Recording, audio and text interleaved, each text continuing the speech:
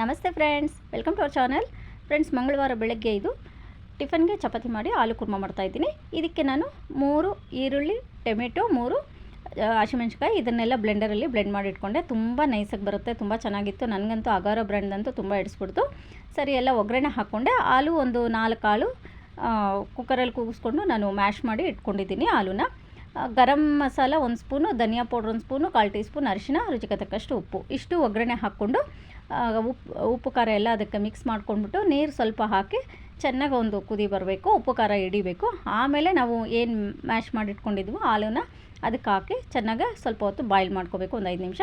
ಕೊತ್ತಂಬರಿ ಸೊಪ್ಪು ಹಾಕಿ ಇಳಿಸ್ಕೊಂಡ್ರೆ ಟೇಸ್ಟಿಯಾದ ಆಲೂ ಕುರ್ಮಾ ರೆಡಿ ಆಯಿತು. ಮೈಲ್ಡಾಗಿರುತ್ತೆ, ಅಷ್ಟು ನಾನು ಮಸಾಲೆ ಹಾಕಿಲ್ಲ, ತುಂಬ ಟೇಸ್ಟಿಯಾಗಿ ಬಂತು.